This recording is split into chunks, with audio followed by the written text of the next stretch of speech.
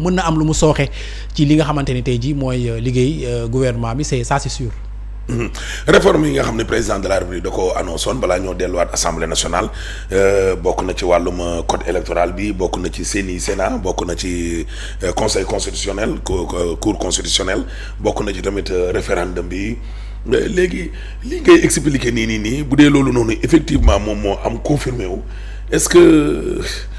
du indil daal Pastef daal ay jafe-jafe ñu changé code électoral bi war ko voté ñoo am majorité mais il faut que président de la République promulgue ko. yooyu noonu yëpp daal est-ce que. waaw am nga Ahmed dafa situation bu complexe la ñu nekk parce que Pastef moo yor pour majorité parlementaire bi. seen leader mooy le chef du gouvernement. après bu ay réforme je pense que jógee ci président dañ koy discuter ba ñu d'accord ci moom ak ki nga xamante ni mooy son premier ministre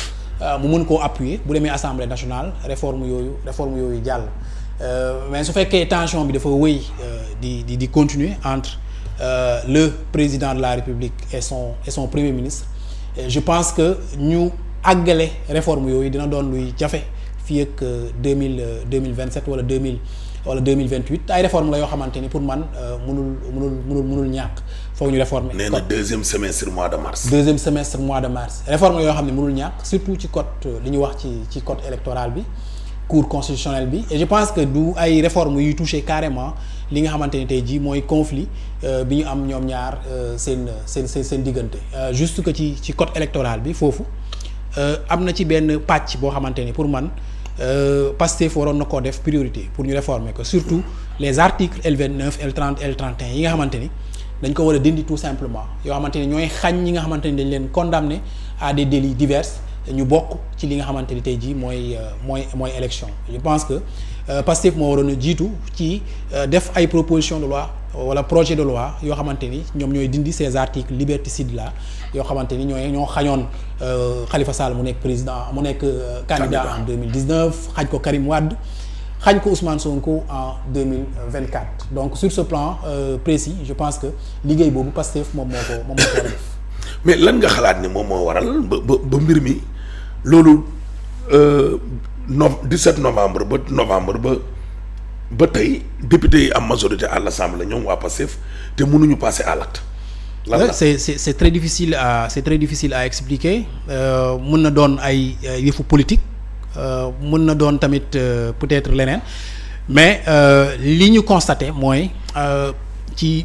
première année législature 15e législature bi yëf yi doxul bu baax fi ñu leen doon xaar en tout cas ci ay proposition de loi ci ay projet de loi yu bëri ñu leen doon xaar ba léegi gisuñu leen ci maintenant deuxième année bi nag bu ubbee deuxième session bi bu ubbee ñu ngi leen di xaar ci ay projet de loi yu bari yoo xamante ni tey jii population yi yàqamti nañ ñu teg ko ba mu gën a ñoŋal li nga xamante ni tey jii mooy suñu doxalinu doxalinu réew mais au rythme où vont les choses c'est vraiment très lent te nit ñi dañ koy faral di ñaxtu ci penc mi que ni yëf yi yéex na surtout au niveau de l'Assemblée nationale. mais Ayoba est-ce que tamit ragalluwul est-ce que wàllum sabotage amul président du Pastef parti am nekk parti au pouvoir mu ñëw nekk premier ministre mais ba léegi nii ngay gis ay blocage au niveau de l'administration côté politique côté administration côté Assemblée nationale côté exécutif côté judiciaire ba léegi nii bon doo comprendre lan la mu mel nii ñoom Ousmane Sonko gañewuñ. waaw xam nga lu mën a expliquer loolu. suñu constitution bi ni ñu ko tëggee le président de la République a beaucoup de pouvoir d'ailleurs c'est un hyper président moom sax bi mu ñëwee waxoon na ni fas na yéene wàññi li nga xamante ni moom mooy ay pouvoir am yenn yu mu ci jébbal ki nga xamante ni tey jii mooy le premier ministre loolu nag je pense que ba léegi defagu ko pour wàññi ses pouvoirs et je pense que contexte bi ñu nekk nii yaakaaruma ni dina wàññi ay pouvoir am di ko dénk ki nga xamante ni tey jii mooy son premier ministre Ousmane Sonko dafa am loo xamante ni lu lu puissant la mooy li ñuy wax le décret nga xamante ni président de la république moom moo ko yor di dogal mën koo def ci heure bu mu ko neexee mu mën koo def tey jii à 23h signé décret ni dàq na ki nga xamante ni mooy Ousmane Sonko te yoon moo ko koy may mu teg ko ci li nga xamante ni constitution moom moo ko jagleel. donc soo amee réew mu tëggeewoo noonu mu xamante ni on a un hyper président. Le Premier ministre n'a pas trop de pouvoir pour agir sur certaines questions mais on aurait pu penser que ñoom bi ñu ñëwee ni ñu ñëwee façon bi ñu ñëwee au pouvoir nga xamante ni tandem la ñu ñëwee. dafa am Premier ministre boo xamante ni moo fi teg président bi ni ñu ko nommé bokkul ak ni ñu doon nommé yeneen Premier ministre yi on aurait pensé que yëf yi dina gën a gaaw dina gën a yemb d'autant plus que Ousmane Sonko moom mën na porter le combat au niveau législatif au niveau de l'opinion président bi moom li muy def rek mooy fexe bay affaire yi yéwén yëf yi dox ubbeeku bu ko defee yëf yi daal di tegu ci yoon mën a gaaw mais au bout de 2 ans on a vu que blocage yi bari na tey jii lim ci souligné à l'Assemblée nationale ba wax ni mbirum justice bi daanaka dossiers yi bu eggee foofu yëpp dañ koy yàq que ni moom perdre na ci espoir xam nga loolu ça en dit long ci niveau de blocage yi fu mu amee maintenant réew nag après dañ koy loo gis dañ koy waxtaanee toog di ko pencoo ba keroog ñu ciy am une solution et je pense que Ousmane Sonko su nekkoon dans une logique d'abandonner il aurait démissionné bu yàgg parce que yàgg na am lu ko naqari génn wax ko et cetera avant le 8 defoon na benn sortie pour wax li nga xamante ni naqari woon na ko ci doxalinu état bi wax li ko metti woon ci président bi et cetera le 8 aussi réitéré na ay propos et cetera wax li mu bëggoon et cetera boobu ba léegi je pense que amul li mu bëgg concrètement mais taxul pour autant mu démissionner génn gouvernement bi donc parce que moom li mu jàpp mooy mandat bi c'est son mandat bu échecgee Bassirou Diomaye Faye ak moom yëpp ñoom ñooy échec donc dafa war a def kéem kàttanam pour man ñu def ay concessions ay compromis ñoom ñaar yëpp ba am fu ñu daje ba li nga xamante ni tey jii moom la leen sénégalais yi fale au moins le minimum ñu régler ko le minimum mooy ñu stabiliser au moins le pays économiquement c'est-à-dire suñu dette ñu demee 2029 mu fexe ba mu stable réew mi njëkk yi ñu stabiliser ko économie bi commencé di doxaat ndànk même su fekkee sur le plan de la justice sur le plan de la reddition des comptes ce sera vraiment un échec une faille boo xamante ni mi ngi fi et en 2019 bu ñuy rendre compte en 2029 bu ñuy rendre compte aux Sénégalais li nga xamante ni mooy justice bi ak reddition des comptes bi et je pense que du doon un bilan boo xamante ni bu ñu continuer nii en tout cas doon un bilan bu probant. gis nañu tey premier ministre assemblée nationale discours am bi Ayoba. discours am bi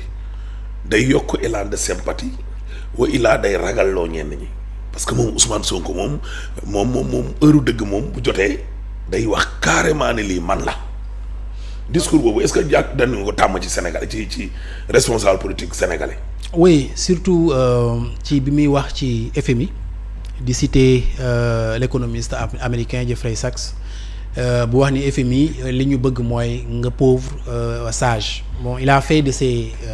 des paroles de cet économiste là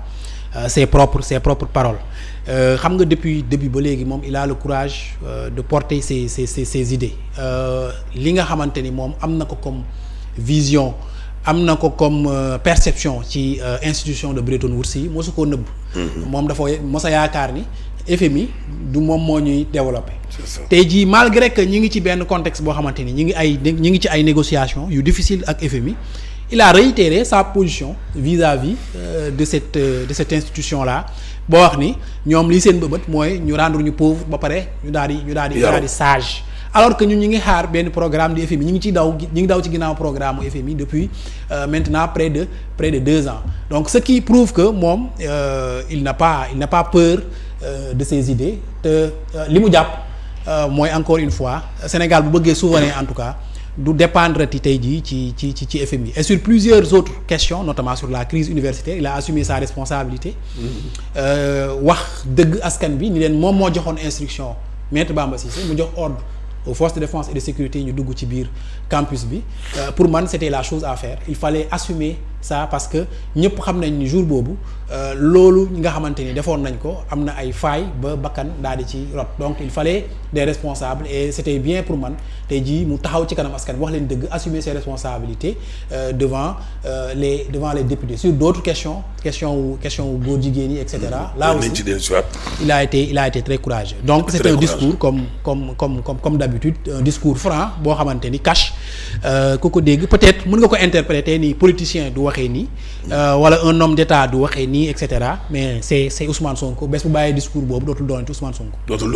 Sonko. Université boobu noonu la ñuy des nag gis nañ le ministre Daouda Ngom réitéré daal ne il faut qu'il y ait ces réformes. Réformes yi nag moom moo taxoon sénégalais yi daal di leen fal ñu ne dañuy def continuité wala rupture la majorité a opté pour la rupture ñu nekk ci rupture boobu noonu. Est-ce que sénégalais itam amuñu part de responsabilité. Université nii la doon doxe tant que mi ngi doxe nii ñaxtu yi du dakk.